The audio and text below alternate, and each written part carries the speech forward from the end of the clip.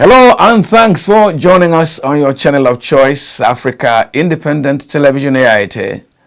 Let me welcome you to the Signature Show. My name is Mwabuze Njoko, and in today's edition of the program, let's see what's on the menu. University of Nigeria nurses reach out to Enugu communities as they graduate new batch of students. The petrol subsidy albatross, Atiku, Obi, and Tinubu, who has the spine to relieve Nigerians of this crushing burden. The unveiling of Shetima as vice presidential candidate of the ruling All Progressives Congress. Does everything really have a price and you can procure if you have the cash? Accolades for the election umpire as Osun Governorship election signals the grounding of rigging machines. Plus, our thank you and corruption theory, which raises hope that Nigeria can, after all, win the war against corruption. Now, the next 1 hour will surely be exciting. Just stay with us. When the issues matter and the need to know matters. The chief of staff of Nigeria couldn't go to his village because it was being occupied by Boko Haram. Politicians and political parties have massively used money to buy votes and to change the course of electoral direction. You will also remember the very APC itself set up a Rufai committee recommending restructuring doesn't mean anything. Go back to federalism. Or the fun and the fair to relieve everyday care. Life is a riddle, my son.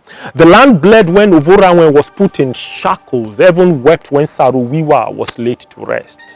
Everything comes with the Just Too Funny. Everything comes with who I am. The Signature Show, your show that matters, on AIT every Sunday at 2 p.m.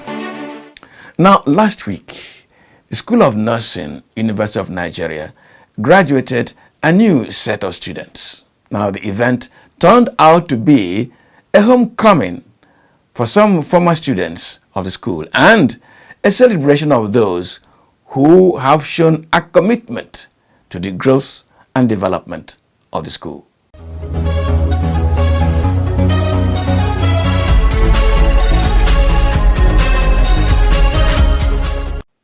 Successful Nigerians have been asked to give back to society by investing in their alma maters, as such investment is the shortest way to build a surer future for young Nigerians. A member of the governing board of the National Broadcasting Commission, Vin Martin Obiora-Ilo, gave the advice at the 50th anniversary celebrations of the School of Nursing, University of Nigerian Teaching Hospital, SUNUT, in Enugu last Thursday. Ilo, who was chairman at the occasion, called on governments across the country to pay more attention to the education and growth of youths, as the future of the country depended on it. I think there's any year that the alumni is not doing something to bring members together and intervene in the alma mater. I don't think there's any year. And I've been to several of the occasions. So I want to congratulate the alumni, the leadership, and to say,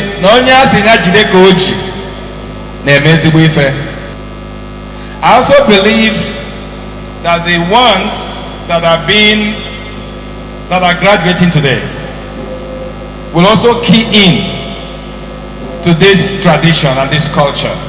He commended the School of Nursing, University of Nigeria Teaching Hospital alumni for their impactful assistance to the school and urged them not to relent.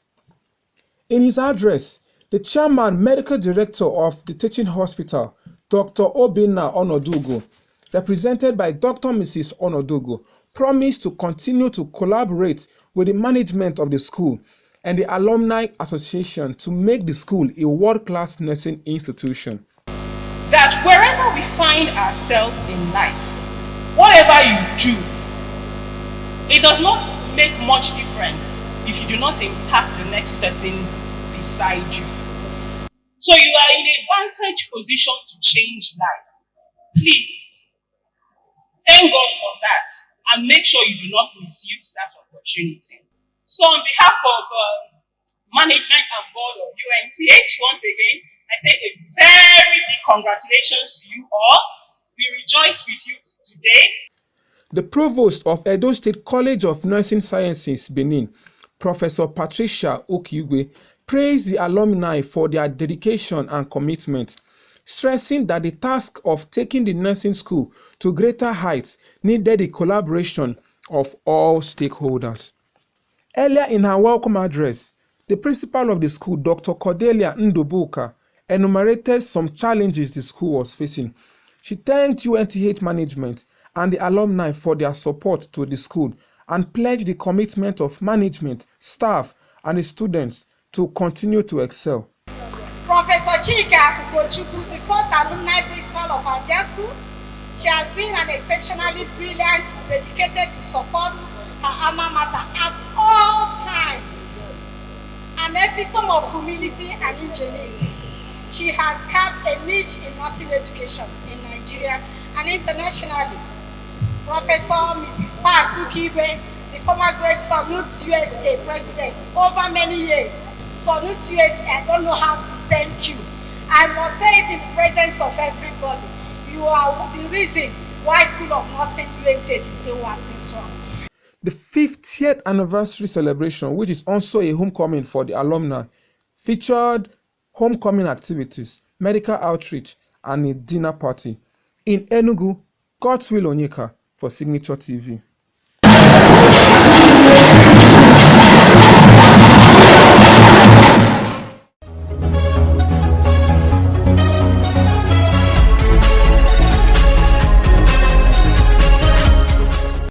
As the University of Nigerian Nurses celebrated, Nigerians from across the country were reconciling themselves to a new regime of pump price of petrol.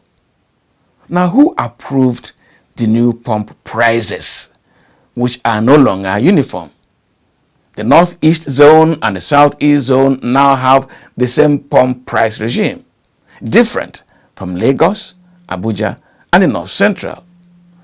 Has the government of the Nigerian National Petroleum Company Limited begun the deregulation process?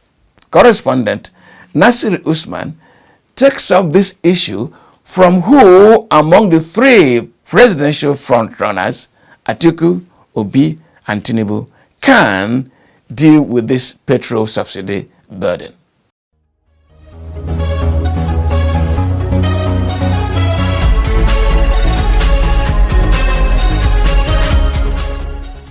Between 1986 and 1987, the government of General Ibrahim Babangida sought to increase the pump price of petrol.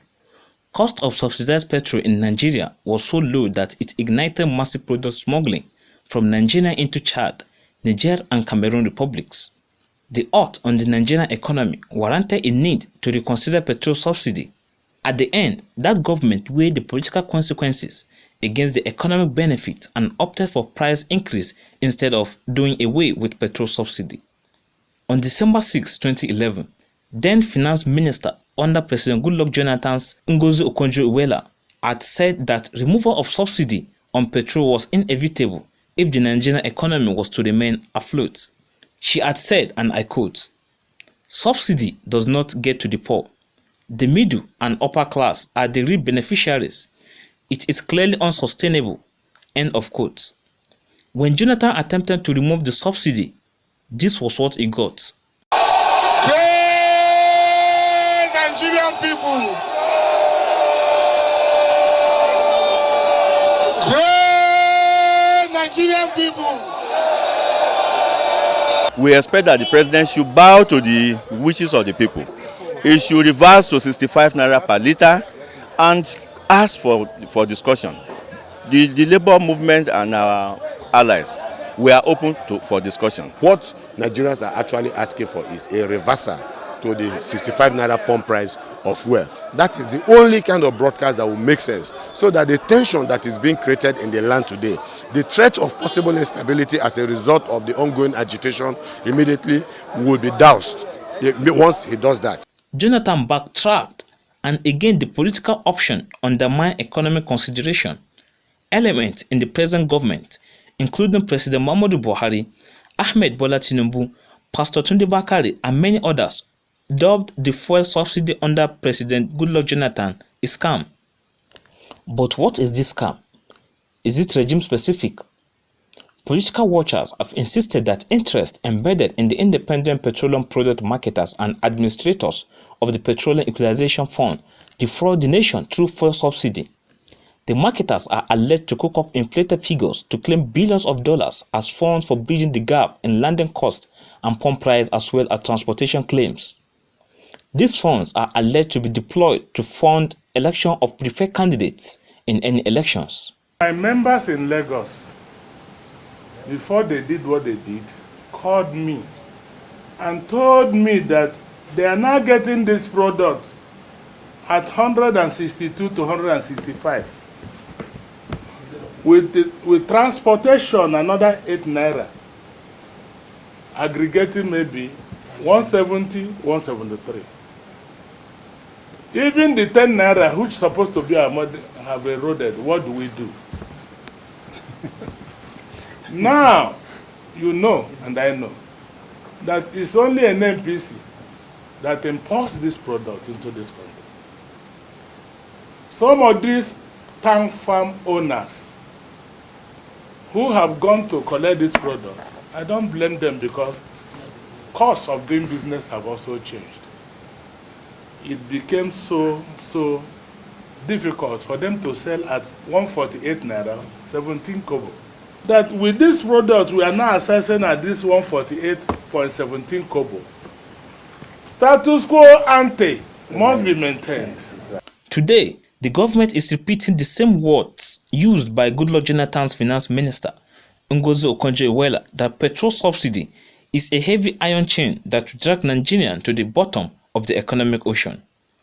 The government has signed the Petroleum Industry Bill into law, and President Muhammadu Buhari unveiled the new Nigerian National Petroleum Company Limited.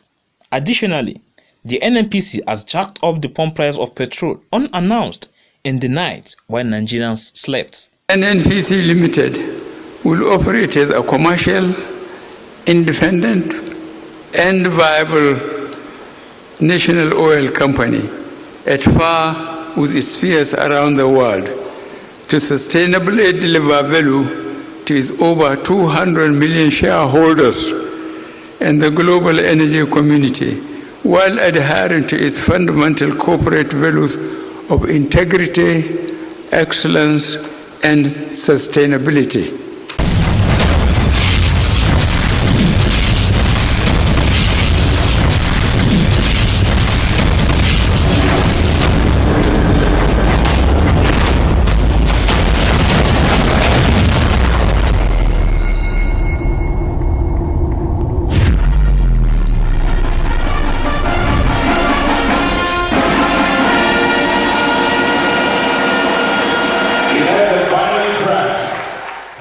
In the 2019 presidential campaign, former Vice President Atiku Abubakar, who was the candidate of the opposition PDP, had said that he would privatize NNPC and liberalize the oil and gas sector. He lost the election. President Muhammadu Buhari, who was in the vanguard of those who called petrol subsidy a scam, did not make it a campaign issue in 2019. Bola Ahmed Tinubu, the current presidential candidate of APC, has since 2012 insisted that there was nothing like subsidy on petrol. But his party today says petrol subsidy is holding Nigeria down and is unsustainable, especially as Nigeria now borrows to pay subsidy. Peter Obi of the Labour Party, who insisted that efficiency and production instead of unbridged consumption must dictate government policy, says subsidy is not helpful to the Nigerian economy. Removing that subsidy can come in two ways. One, the government will have a reduction in the cost of governance. That money can be diverted into another source and will be beneficial to the Nigerians.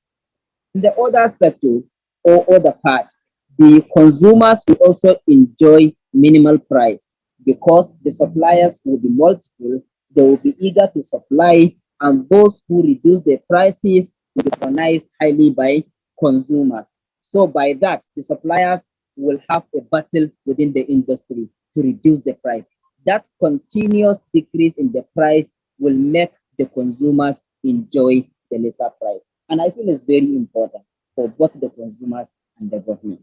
With the International Monetary Fund already cautioning Nigeria against continued borrowing to pay salaries of public servants and maintain subsidy, and with organized labor being agitated over the prospect of removal of subsidy, who among Atiku, Obi, and Tinubu can dare the subsidy devil? In Abuja, Nasir Usman for Signature Show.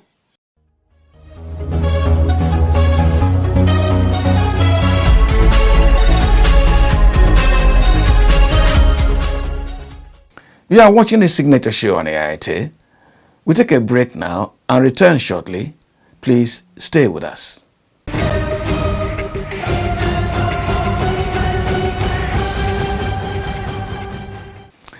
Now, do you remember that song? What does it take to bring somebody back to your life? And what does it take to make the sunlight shine? Now, that you are bringing somebody back means you won't send him away, and you caused the sunshine to stop for him. Last week, the APC presidential candidate in the 2023 election, Bola Ahmed Tinubu, and officials of the party unveiled Tinubu's running mate, Kashim Shettima. Tinubu and APC officials were not quite comfortable just ruling out Shettima's credentials and why he qualifies to run in the election. They made great effort to show that Shettima was endorsed by Nigerian Christians, and so played the mafia, hired bishops and cassocks. Everything has a price, including Christian bishops, and since they have the cash, they could get whatever they wanted.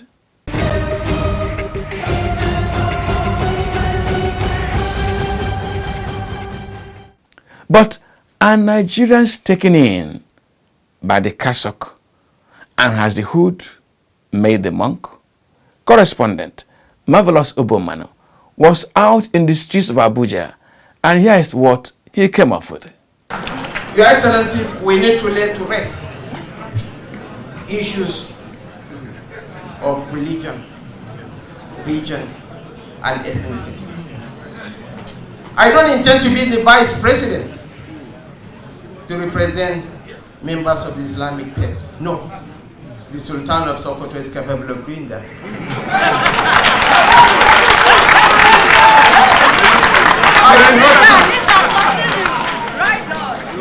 I do not seek to be the vice president to protect the interests of the Hausa Fulani Kanuri triangle. No.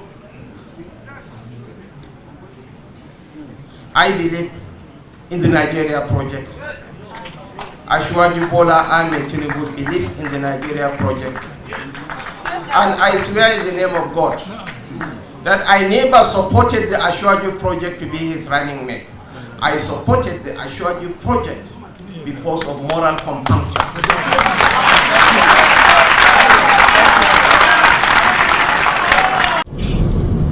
Can see our bishop, our Lord Bishop. Can see our Lord Bishop. Can see our Lord Bishop flying, flying the bike. Is Nigeria's ruling All Progressives Congress APC unsettled about its prospects in the 2023 election, from barring opposition in Osun State and Kaduna State from using public facilities for campaign to the hiring of bishops to endorse its Muslim ticket? Is the ruling party jittering? I am Marvelous Obomana. I am in Abuja to seek the opinion of Nigerians in this seeming desperation.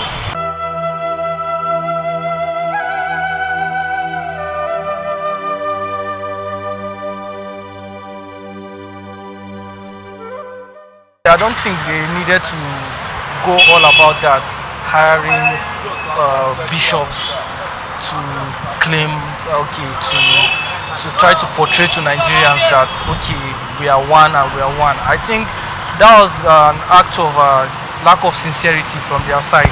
Muslim tickets that they've already, is an act that have already been done. So what I expect from them was ways they could have amended that act and that mistake that has already happened actually, instead of going about, because this would rather bring more damage to the party itself and to rather affect their chances of at the 2023 elections, general elections.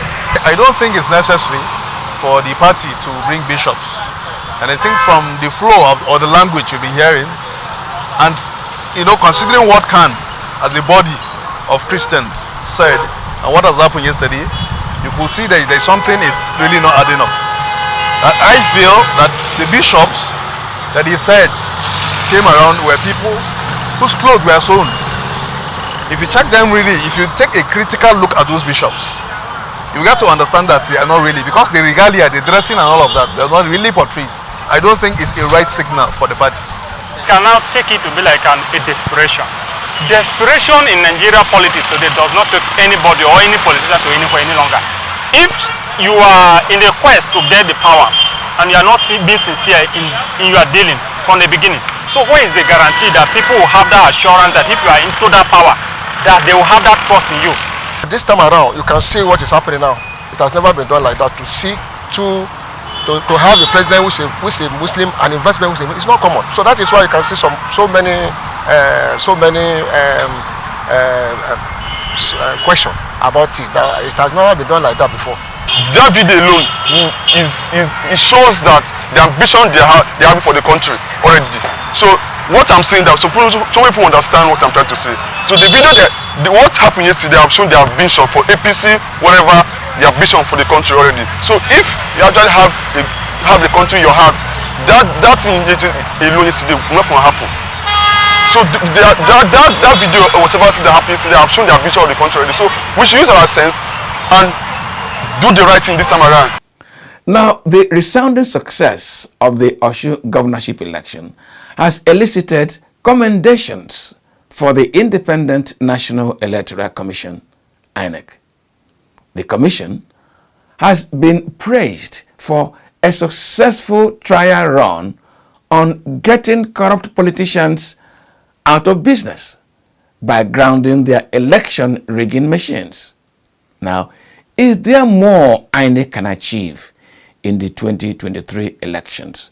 Because Chinua Achebe quoted Eneke the bird as saying that since hunters have learned to shoot without missing, it also has learned to fly without perching. I had a conversation with Andy Ike Ezani, former head of publicity of INEC. Please stay with us.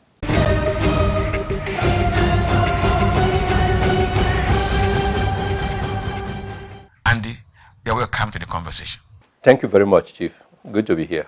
And you heard what I said in respect of application of technology.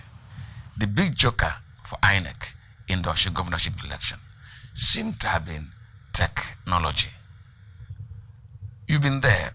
Why did it take INEC this long to find its feet in the application of this kind of technology? Well, thank you very much. I think it is not that it has taken it long. Actually, before you cultivate any product, I think you must have to, put it on the ground, have to prepare the ground. It has taken some time in coming, but it's not something that you could have overnight achieved this result. You can actually go back and say almost from the beginning, from the establishment of the commission, from the time it came on stream in 1999, I think there is a basic provision in the commission that every commission that has come had actually been happening on technology and incrementally adding on technology.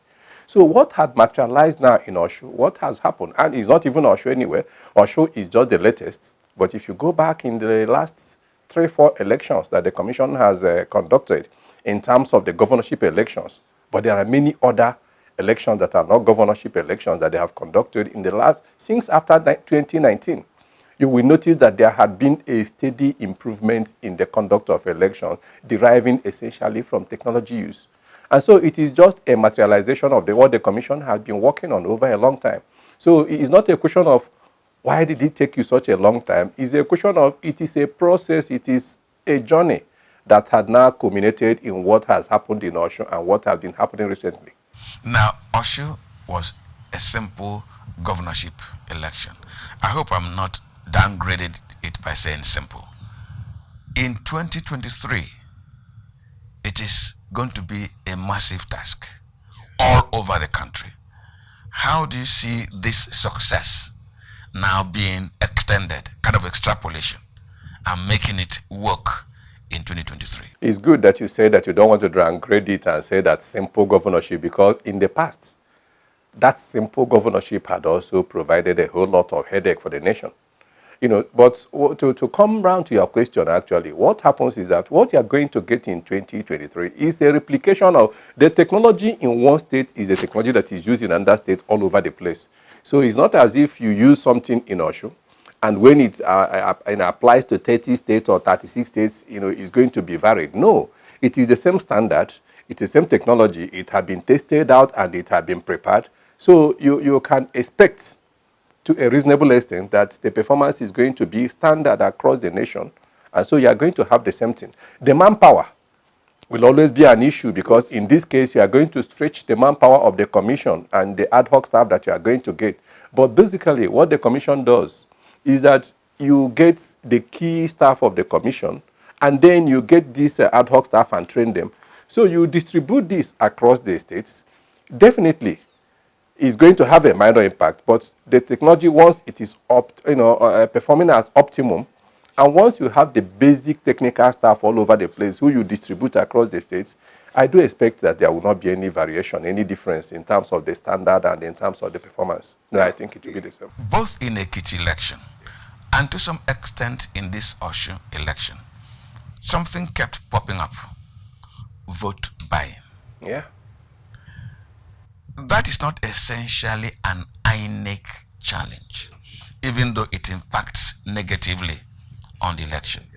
Is there any way, is there any magic INEC can do, or this new technology can be applied to address that matter?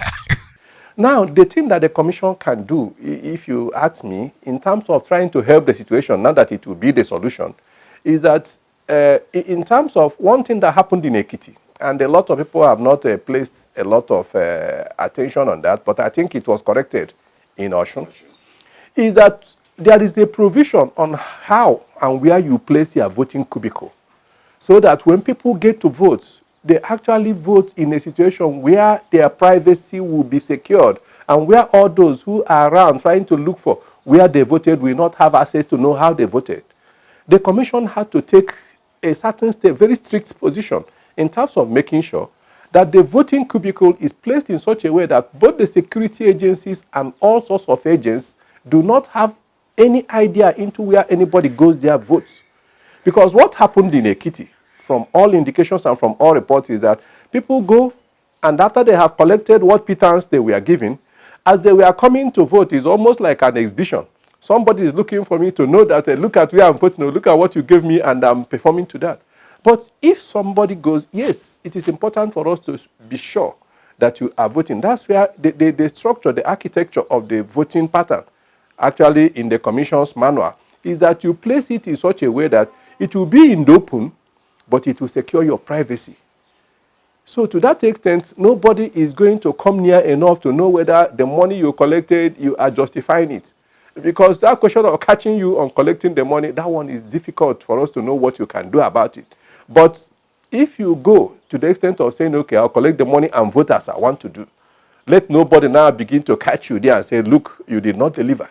So if we place it in such a situation, then the commission would have helped a situation where they will not know whether the people who collected their money are performing as they told them they were going to perform. These are simplistic. These are very simple aspects of the type of things they can do.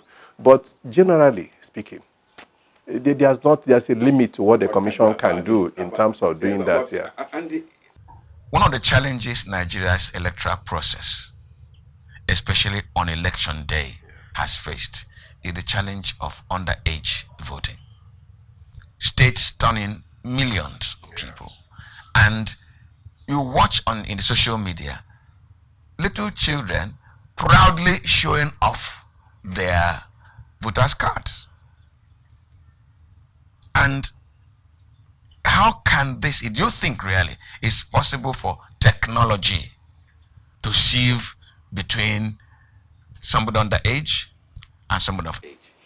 I think it is possible for technology to do that, but the issue is, this technology, where we are at the moment, like I told you from the beginning, it is a journey and then it has come to the point where it is now. Technology is capable of determining whether somebody is underage or at some point. It can be done. But at this point in time, can it do it by what they have there? I have my doubts. Where we are now with the BVAS, the bimodal voting accreditation system, we have now moved from checking the thumbprint, and now we are now using the facial. That is an improvement. That is something that leads you to another step. I do not have any doubt that in the near future, we'll be in a position where, at the moment, yes, you can establish that, but what's the time that is going to take you to actually address that kind of issue within the election period? So it is not as if technology cannot do it, but if at the moment we are trying to work within a time span of about 8 hours of voting and then trying to establish some of these things, we are dealing with a very difficult situation at this point in time, I must be frank to you. Does INEC have both the capacity and legal backing to say, look, you've looked at this child, you cannot vote? It has the capacity. It is in a position to do that. It's a question of the commission actually now trying to manage a whole lot of social dynamics.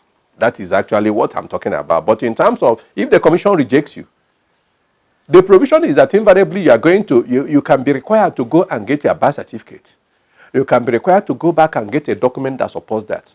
The commission is placed in a position, and yes, there is a provision that allows the commission to reject anybody that comes to register that is not up to that, and you are going to go and bring an evidence.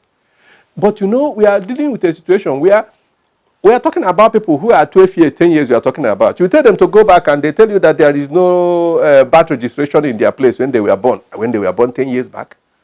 You call their mother, who may also be an illiterate, and they get you confused and get themselves confused and get the system muddled up, and everything, there is confusion. And there's a story that INEC, I must admit, has denied, but it's not going away.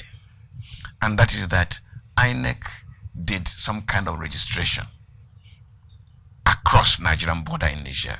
INEC has denied it, but it's not going away because at election period like this, there's all manner of movement, and non-real Nigerians get to vote. Two problems there. Is it INEC's responsibility to manage that cross-border movement? And the challenge of diaspora voting, because that is a mini diaspora voting, though illegal. How does INEC address the two challenges? I have been having problem actually in recent times, in the past few months that I left INEC. I have actually restricted myself from doing interviews because when such questions come now, I'm placed in a situation where I used to speak for the INEC, but I no longer speak for INEC at this moment. So the question you are asking me now, I'm not speaking for INEC. It's good that you say INEC has denied it. I think I read INEC denied that. But yes, you raised an issue. It's a question of, yes, maybe INEC doesn't have a formal official registration center. But again, I'm coming back to institutional problems. Cross-border movement that makes us not to know exactly who is a Nigerian citizen and who actually is entitled to register and things like that, that is still an issue. And I think even the commission has a problem there. Because if people move into a state and then they all come around and they all line up and they probably can call a local government or whatever where they say they come from. What do you do? In Nigeria, how do you stop that? Our borders are messed up. They are not only just porous, in fact, they don't exist. I don't know how a country can actually expect to make progress the way Nigeria is working at this point in time. And that's where, if you talk in terms of the synergy of the institute, of the agencies that are supposed to work together, you talk about immigration, you talk about custom, you talk about sundry security agencies, and all those things. What do they do about this movement, the movement of Jah people, as somebody will call it, across our border, that you don't know who is who? That places the commission in a very difficult problem. That places the country, not the commission, because that's one of the reasons why we cannot effectively plan and effectively develop on any social development, because you don't know the population you are dealing with. Yes, so basically, the commission cannot actually address that problem on its own. It requires, incidentally, the commission works actually with this consultative commission on election securities, and it involves virtually all the security agencies in the country. And it operates at the highest level, actually with the National Security Advisor and being part of it and all that. So I think some of these problems can be addressed at that, but is a problem that will be taken to the highest level of the government in terms of talking about the cross-border movement, how it affects our election and how it affects our planning, and all those type of stuff. And then you are going to get the state governments and the state governors actually standing up to do what they ought to do. What you are getting at the moment is that you find a situation where you have state governments, as it were, in the country, virtually undermining the country, as it were. That's what is happening. And so there is not much that the commission can do to that extent. This one is not a question of, are you going to deploy technology in terms of manning security, gadgets on the border? It's not INEC, is not a security agency, actually, that is supposed to do this, not immigration. These people ought to do their own and create an environment for the commission to do its work. Andy, I'm not making you a soothsayer or an augurer. Look at 2023. Yeah. We have praised INEC for its performance progressively. Now they are using this biomodal technology that has improved matters. Yeah. No more, many of these failures that used to happen with the former technology, they seem to be attending to them. Can you look at 2023 election? How well do you think INEC will fare in handling that election? The 2023 election, if you ask INEC, I'm sure they will tell you that they are ready, almost ready, and they will perform very well. There are two ways of looking at it. I have no doubt in my mind that when it comes to the things that are within the purview of INEC, that INEC will do well. I have no doubt about that. There's no way they are going to do well, should do well in Ekiti, do well in Anambra, and come to the general. Yes, I agree, that is a larger election. But it is the same technology that is at work. It is the same result viewing portal that have been introduced that will also be at every polling unit where you are going to get your results in real time, promptly. It will be everywhere. What is going to require is bigger budget, definitely. That's what you're going to have. But it's the same technology, and it is going to be at the same performance across the nation at the election. But we are going to have the challenges. Those challenges will not effectively is not going to be entirely INEC's challenge. It will be the challenge of the Nigerian environment pertaining to political parties, pertaining to the ethnicity play in Nigeria, pertaining to all those who are bent because they are pursuing one ambition or the other. They can push the nation into any ditch and they do not care. That's what you are going to get. That's what you normally get in general elections. So when you come to 2023, you are going to have a lot of factors playing that we are not there in one state like Osun, like in one state like Anambra. Each and every state will be there quite all right. But because the prize is bigger, you are going to have individuals now who don't give a damn. That's what the country has been. All they want to do is that I want to be president, or I want to be this or be that. And because of that, anything can give for them to actualize their ambition. Those are the things that heat up the system and makes it very challenging for the commission to play. Then you are going to have the security situation at the moment. How do you handle that? Andy, I want to thank you for coming to the conversation. Thank you very much. It's my pleasure. Yeah. Thank you.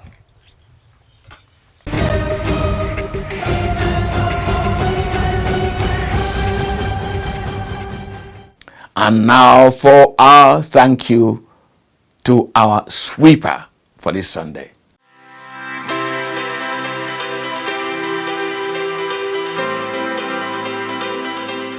In 1997, 16-year-old twin brothers Peter and Paul Okoye joined an a cappella group then known as MMMPP. In 1999, the two brothers, sons of Anambra parents but born in Jos Plateau State, formed their own group, P Square. That group created our own Michael Jackson in the Nigerian music scene with dance steps that became healthy intoxicants for both revelers and house parties. In 2007, P Square hit the music scene with a monster, a sweeper that crushed every other thing and set them aside. That sweeper, contained in the album Game Over, was Doom Me.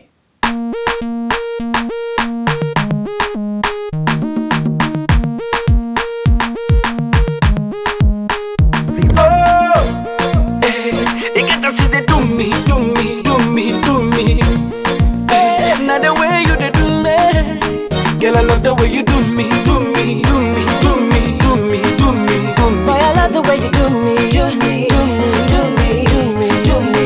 Now the way you dey do me, you go wonder, my baby. Now the way you dey do me, you go wonder, oh. So now she step into the clubhouse. See how the boys them a drop down. And all the ladies just the holla say. Them no say wahala day. If you don't so you take a easy, make you know they fall. This night is song for the dancer. The way you move your body, girl, it be like say. You no say wahala day. Now the way you they do the things you do, it be like say you get plans for me and you. If I put it on you, you put it on me. What a man can do, the woman can do. So if you do me, I do you. Man no go vest up on the dance floor. Man no go vest, touch me, I touch you. Man no go vest, you say. Man no go vest, I say. Man no go vest. If you do me, I do you. Man no go vest, step on the dance floor. Man no so go won't vest. you give it to me? I go give it to you. So make you give it to me some more. Some more. They get to see they do me.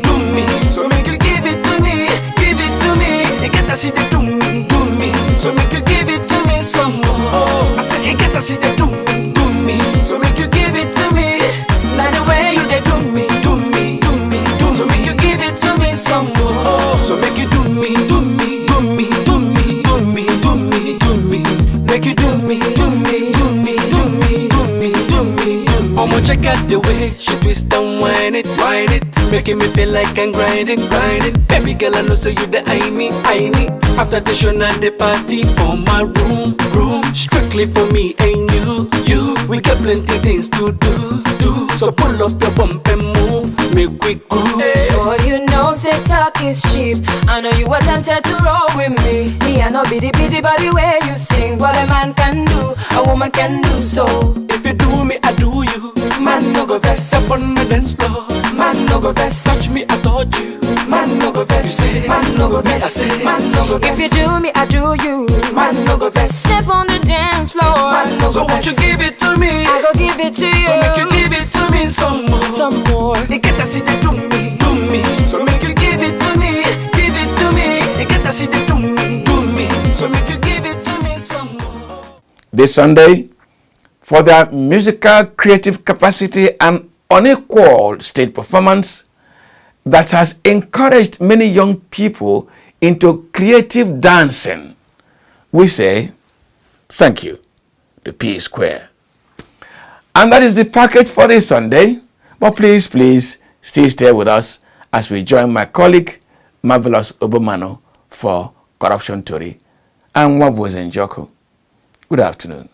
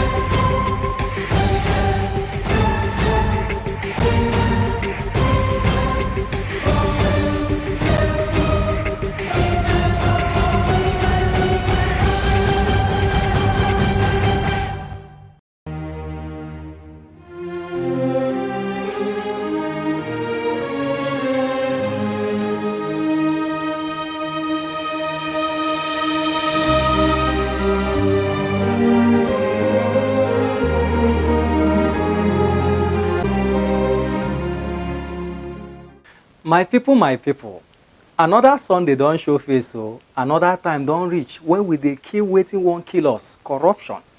Na time for corruption tori be dis, and make I welcome una. My name na Marvelous Oboman. Una welcome.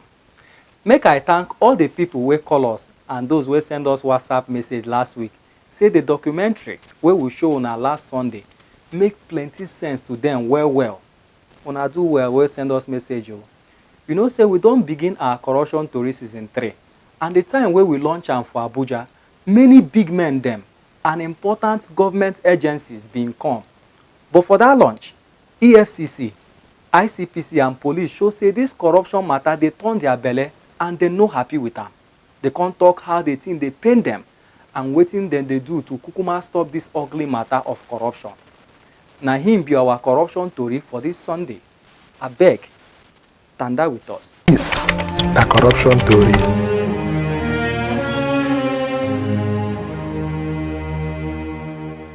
Na EFCC first hammer the matter of how corruption dey turn their belle, and the person wey represent EFCC for that launch na Chris Oluka. Oluka say as things dey like this, say we suppose to dey shame say Nigeria don scatter the life and hope of young people with this matter of corruption. Him talk say no be spirit dey do corruption and people who dey do am no kukuma care. Him come yarn again say people dey thief public money, give job to person wey no suppose get the job, and other magomagorish thing wey dem dey do. Oluka come talk say this fight against corruption suppose don reach level wey we go stop to dey talk am for mouth but add small action on top of the matter. As the matter dey take pain EFCC, they don begin hammer corruption and they don chop iron for mouth say they no go look back, say they must finish this corruption. We have failed you people. Truly we have failed them. It's such a pity that when you recall how we grew up, some of us were from poor families. We never really knew we were going to be who we are today. By God's grace, because things were better then, and by dint of hard work, look at us today. I'm not going to say that these children have the same opportunity. There are people who have worked hard in terms of getting to school, but today, for many years now, they've not gotten any job. Everything boils down to corruption. This corruption fight is not just about our mouths talking and talking. We have talked enough. It is something that we do what? We have to put into action. At the FCC, our most important mandate now is a refocus on sensitization, a refocus on prevention. A lot of emphasis had always been on the issue of arrest them, prosecute them, and let's see whether we'll get conviction. This time around, the emphasis is much more on preventive, knowing fully well that if we're able to prevent, it sends a greater message to ourselves. We will see the effect than that it has happened and we are now reacting to that. So the prevention is a very great, and we do this through a lot of interventions. We have what we call the anti-corruption clubs in primary and secondary schools. We also have what we call the integrity clubs. These clubs are in tertiary institutions, and we deal with them through the NYSC CDS groups. After EFCC use verse talk the matter of corruption, na so their brother ICPC come chook eye for the matter. Akibu Garuba, wey represent ICPC that day when we open corruption tori season 3, say ICPC dey carry the fight against corruption enter village go meet ordinary country people wey this country belong to, make dem for shine their eye, because say corruption dey finish them, and if dem no kukuma wear trouser tight, e fit confuse dem o. Garuba come talk again say the thing wey corruption tori dey do, wey dem dey carry the matter of corruption go meet small pikin dem and school children and also country people, say ICPC dey do am. He give us correct informate say the commission don set up anti-corruption and integrity clubs for school wey dem dey teach our pikin dem how corruption they take spoil their future and why they need to join body make them fight am. We have to commend the effort of this Signature TV and MacArthur Foundation for bringing us this and for bringing in this type of program to our students. Like my brother in the EFCC is saying, we all have these clubs. We have them in primary schools, we have them in secondary schools, we have them in tertiary institutions. But we really need somebody who will be engaging them, like what Signature TV are doing. We may have plenty of clubs in our secondary schools and universities, but if they are left dormant, nobody is taking on them, they will be there dormant. But I really have to commend their effort for engaging all these anti-corruption clubs in secondary schools. ICPC also has introduced and is implementing various grassroots sensitization programs. Therefore, the door of the Commission are always open for collaboration and partnership with the stakeholders in the fight against corruption. At this juncture also, I urge key stakeholders in the fight against corruption to team up with ICPC, as no one openly can win the fight against corruption without the support and cooperation of the members of the public. CSP El Mustafa Sani, wey represent the police as we open corruption to season 3, talk say if Nigeria don dey ready to fight corruption, say make dem begin carry their eye dey look themselves first to see whether dem dey clean. Im talk say police now don dey look themselves to make sure say any policeman wey shit for trouser na him go kukuma carry im hand pack am o. Im come talk say the case of DCP Abba Kyari na better example of shit for trouser and carry am for your hand. The Nigerian police force has an internal mechanism to checkmate its members on any corrupt practices, and every member of the public can use that platform to report any police officer that has corrupt practices. The likes of Abba Kyari that had problems, the police had a mechanism whereby you can report those. We have the Provost Office, we have the PCB, that's where I head, the Public Complaint Bureau of the Nigerian Police Force. We have the Provost Office, we have the CRU office in the police that you can easily report whatever you do. Corruption is part and parcel of all of us. We all have a special duty to perform to ensure that corruption is kicked out of Nigeria. CSP El Mustafa come talk say e no good make Nigerians dey carry their hand dey make police to put hand for corruption. Let me tell you that a police officer in Nigeria in 2022, a police officer's salary, the first set of police officers, that's what you call the constable, his salary is just 40,000 naira. He has a wife, he has a child, he has to transport himself from Nasarawa State Cairo to come to office.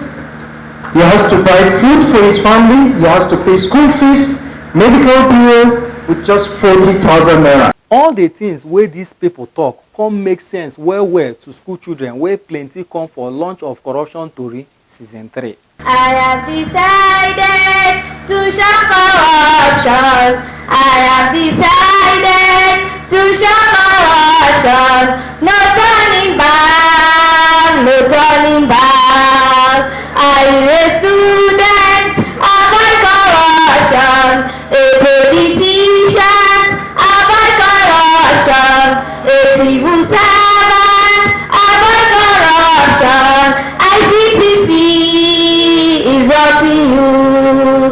This program is really good. I think what they've done for us, helping us with the corruption and everything, helping us to help people to understand what corruption means and how to stop it, inspiring students, young children, because children are the leaders of tomorrow, and that is why I saw it as very smart for them to start with children, so that we can help other people to understand what corruption is and how to stop it.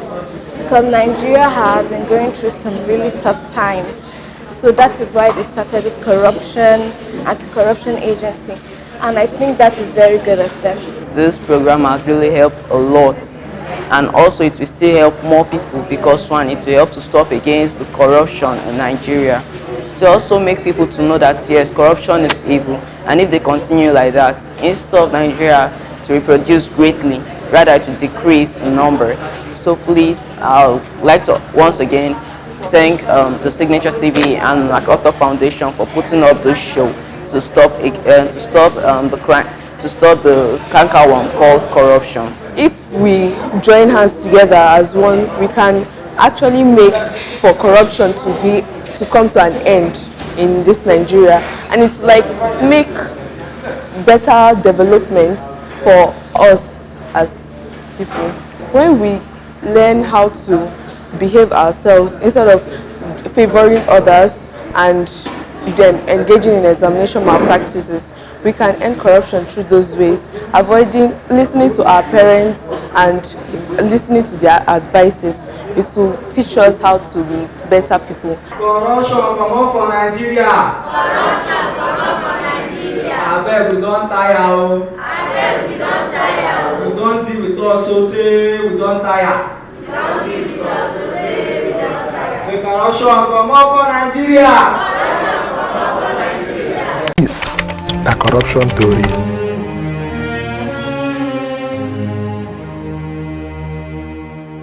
My people, una don see say good thing good, bad thing bad. You don carry your two korokoro eyes see say this talk about corruption don begin dey make sense well well. As EFCC, ICPC and police dem don carry this fight against corruption for head. That one come mean say this fight don dey get head, even carry leg join. Wetin come dey sweet my belle well well again be say our pikin dem don enter for the matter of fighting corruption. That one come mean say my sister wey dey answer hope don dey for tomorrow. If you agree with me, abeg say hope dey o. Abeg make I close my mouth make dem no come think say na governor wey dey Imo State name I dey call o. Na here we go apply brake for corruption tori this Sunday. Abeg make una no forget to carry this fight for head. E make sense and na una get am. My name na Marvelous Oboman. Una bye bye yo.